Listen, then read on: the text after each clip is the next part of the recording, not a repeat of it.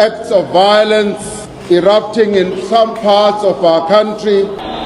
This has led to the deaths and injuries of a number of people whom were nationals from other countries.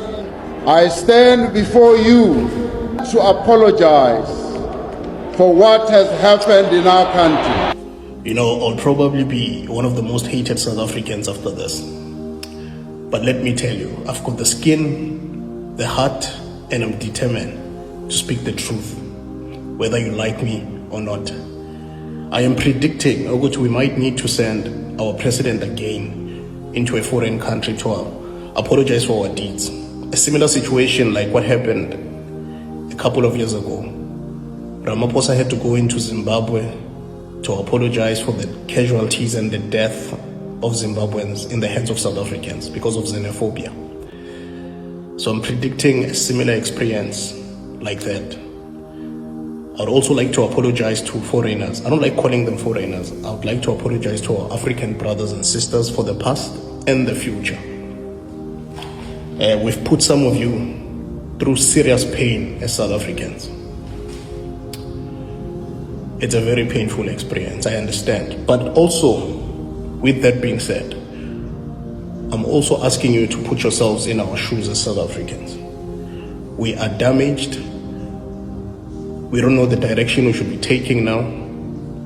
We don't even know our future as South Africans. Some South Africans are even scared. For example, look at our police. Our police have turned into a private security company. They only cater and service the rich, the cat matlalas of this world. Umuntu ohluphekile makasuka la a police station attempting to open a case. Most of the time amaphoyisa ayamhleka makafika bayabizana laphayana and then ubayikhomedi umuntu. Or they come up with a lame excuse if they don't want to fulfill their duties. And they tell you ukuthi awekho amaveni. But iveni siyibonile laphayana kaDlamini ku-Constable Dlamini iyenza igroza eShoprite. We live in a country where you'd have to depend on private security companies like about ADT more than you trust your own police. So God has left South Africa a long time ago. That could be the starting point of change in South Africa. Re-invite God back into our lives, back into our nation. I'm not really a biblical guy. I don't even read the Bible. I think God has left South Africa many moons ago. And it is high time we question our maker. Gone are the days where our grandparents nabo oledi mabathandaza bekushake umhlaba bathandaza baphuma amafinyela namathe umhlaba ushake baba boyifila leyo nto leyo ukuthi uNkulunkulu uyaphendula hayi lo kwamanje akaphenduli. So as South Africans, we need to re-invite God back into our lives. Zimbabweans in particular, you've been slavery's best for the longest time. You know, casualty at war. Even though some bullets were not meant for you, say dubula, and then dublega a mistake. Because we don't want to face the real enemies of South Africa, the minority which stole 80% of the South African land. Because of the color of their skin, we feel they are superior. So dublega ma Zimbabwe a mistake. The Zimbabweans that came to South Africa through the right channels, respecting the South African law, they've got businesses or they employed, living an honest life, but still bad dublega. You know, because we don't want to confront the real enemies in South Africa. Siyasaba. Yaphelela blengoma leyo yokuthi niyabasaba na hayi asibasabi siyabafuna sikhule sishale zoyingoma lezo zaphelela lapha eSouth Africa. So we apologize, my fellow Africans. We are damaged as South Africans and God has left. Operation Dudula is dividing our people in Gauteng and mistaking people from Ekiani, Thoyando and Polokwane for being foreigners because of the color of their skin. If you're dark-skinned in South Africa, chances are you're foreign. Those are the features they profile you on. If you've got a strong physique in South Africa, you're a Nigerian. God has left South Africa many moons ago, and it's really sad. Zimbabweans have been playing the Magandi for the longest time there in South Africa. They're giving us the other cheek, and they never retaliate. So we apologize for the past and the future. God has left South Africa many moons ago, and we are damaged. We live in a country where companies are leaving our country left, right, and center. The biggest steel company in Africa is about to leave South Africa, and 5,000 South Africans are about to lose their jobs. The same steel company is reopening its doors in Zimbabwe. They're taking their investment to Zimbabwe. And some will say it's cheap labor because people don't understand business. It's security. Because people don't see future. They don't see the future in South Africa. The South African market, it's not giving them security anymore. Coca-Cola is about to lay off 650 employees. And rumor has it, they're opening a warehouse in Bulawayo, Zimbabwe. Rumor has it. Of course, I'll still need to do a bit of fact-finding regarding that. And some are saying Coca-Cola is laying off employees because of a Pakistani competition. Like, really? Coca-Cola can kill competition any day. How many businesses has Coca-Cola bought to kill competition? How many? Coca-Cola. Stop playing. Let's do a bit of homework. Or we don't want to admit to God is no more with us, and we are damaged. I go to South Africa. We live in a country where 8% minority own 80% of the South African land. They don't want to negotiate. We want to share the means of production. We want to share economic freedom. We want to share the land and manufacturing. But they don't want to negotiate with us because they don't see us as human beings. We can reason, we are matured, we are business people, and we want to negotiate through the dialogue and South African constitution. We don't want to take up arms. It's not like we cannot take up arms, but we don't want to take up arms. We want to negotiate through dialogue. But by Ziba, gone are the days where they used to hide information in what we can read. Some of us are even authors now. So God has left South Africa a long time ago. So we apologize, my fellow Africans.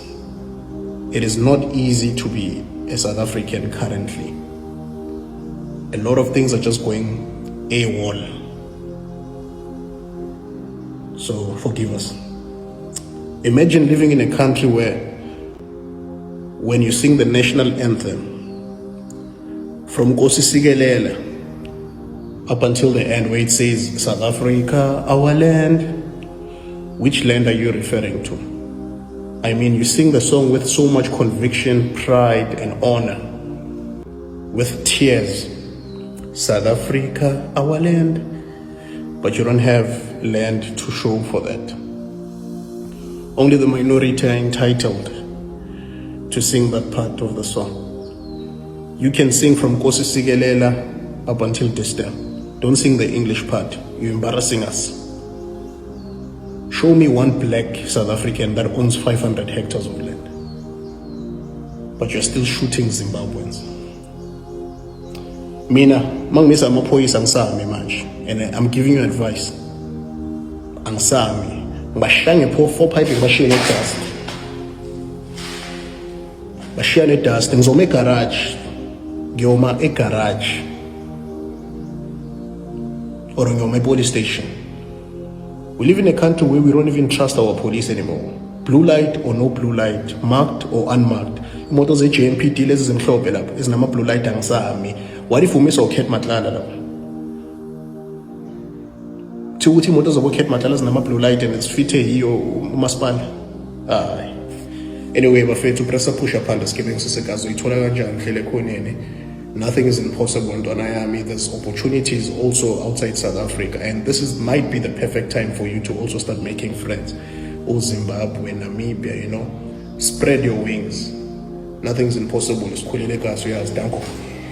Is related to the African National Congress events. Fellow South Africans, my country people, what a revelation today from the Matlanga Commission. The submission of Lieutenant Khumalo made us cry and sob with shock, heartbreak. What a scary revelation. What a time to be alive in South Africa. It was revealed today in the most shocking revelation that Vusmusi Matlala and Katiso Molefe allegedly have been identified as part of the cartel dubbed by the Big Five. He adds that while the three suspects cannot be named, the syndicate operates in 5 different sectors because they are actually operating as an organization where they are recruiting people with special skills for different departments. And guess what the departments are? I never cried like this. It's scary. These departments, we are told, are classified as follows. The syndicate operates in drug trafficking, car hijackings, cross-border crimes, both nationally and internationally. Of course, and trafficking. You can imagine the heist. And we believe that these people are getting paid like they are working for an organization so that they can maintain their lifestyles. These are the cartels that are sitting in the seats of power under the leadership of my ANC, the African National Congress, allegedly. What a revelation. Can you believe that these people are actually responsible for our demise as a nation? So if you've ever been hijacked, we are told by today's revelation that they are responsible. If you've got a child that has been trafficked and cannot be traced, we are told that they are responsible. If your child is under substance attack or abuse, we are told that they are responsible. These people that we call leaders. Cross-border crimes. Then it explains why they support and protect illegal immigration in South Africa. It benefits them. It's for their own benefit. More than anything, the most shocking revelation, let us listen together to what are they doing with the proceeds of this deadly crime that's committed against the people of South Africa. Unbelievable, shockingly unbelievable, deadly, heartless cartels. Let's listen to this together.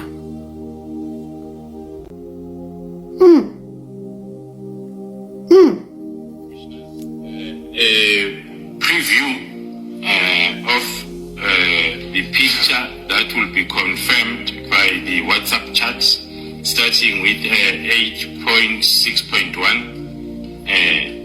Mr. Matlala or one of his employees makes payments to Mr. Mohosi directly, sometimes for expenses related to the African National Congress events.